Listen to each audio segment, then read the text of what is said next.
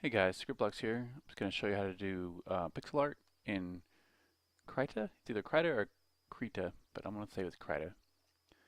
And so the first thing you need to do is after you install it, go to Settings and go to Configure Krita. And there's a General section and then Window. And make sure this is set to sub windows. It'll by default come in as tabs, but do sub windows. And this lets you have more than one window open at a time. Otherwise, it'll be tabs on top of the windows. And you will have to, I believe, restart Krita in order for that to take effect. And the next thing you do, so let's go in here and say File, New.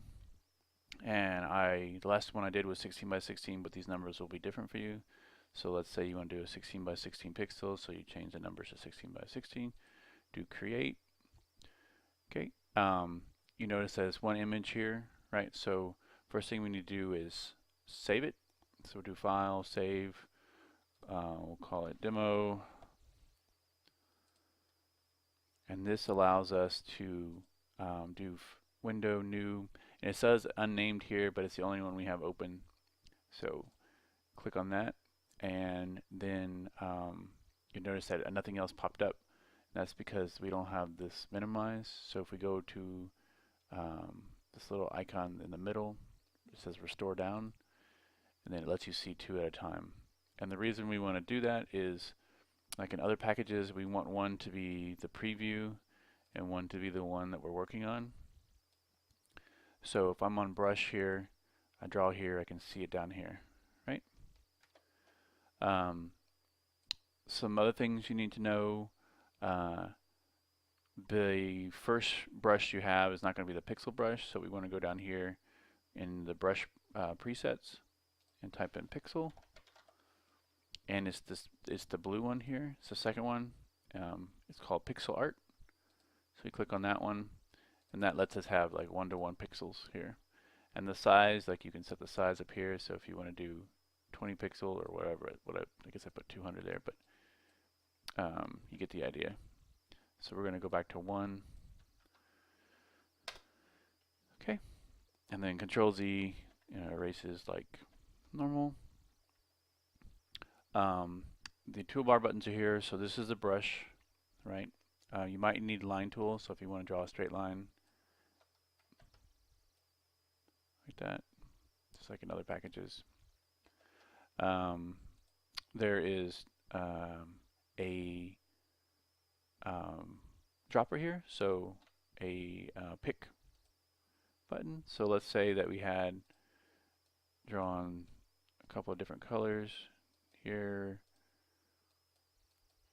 and the thing that I'm clicking on is the palette over here on the side, and this, when you first start, won't have any colors because it's as you pick them from here that it puts them on the stack. So let's say we wanted to know what this blue was, right? So we go to the color picker and pick the blue, and we go back to brush, and then we can paint in blue again. The other thing that might be different than other programs you use, there's no eraser on the toolbar here. They put the eraser up here. So you can either toggle this or hit the E key. So let's say I'm drawing this, and I want to erase some like that. Another cool feature that is these little paper airplane looking ones. They're the mirror tools. So you can mirror this way, so you can draw, mirror on the horizontal, or you can mirror on the vertical, or you could do both. So you could draw, like that. I'm not quite sure what moving this thing around does, but I guess it kind of moves the pivot point, possibly. What else? Oh, so let's say like you want to kind of see a preview of what you're drawing here. So let me turn these off. Let's say we're making something like a brick wall, right? So let me do darkest green color here and draw some lines.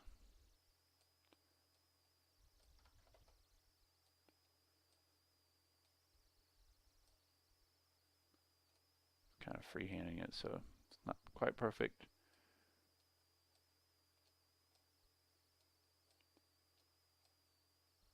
something like that.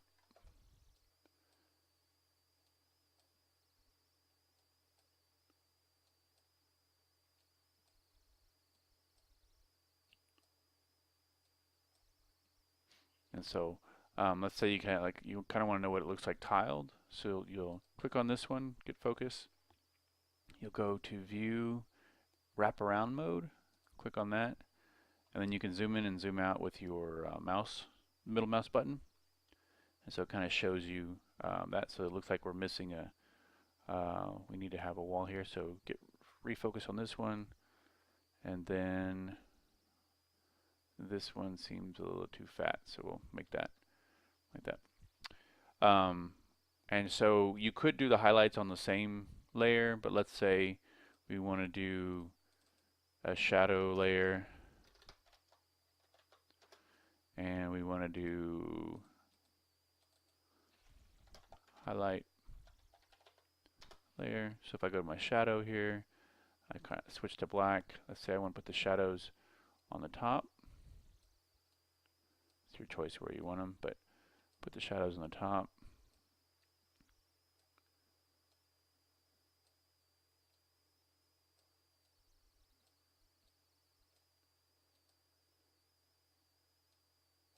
See how that looks. Okay, and we'll go to the highlights. In the highlights, we'll say we want white. So make it easier on this. Let's go back to the main layer, which is this one. So we turn these off. We'll use let's say we want the bricks to be blue. We'll use the fill one. Fill the bricks in.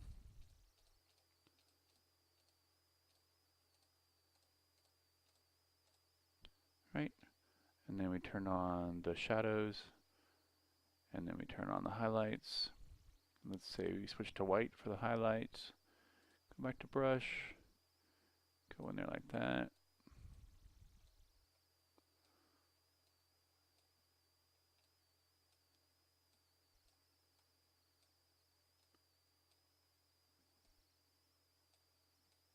Something like that.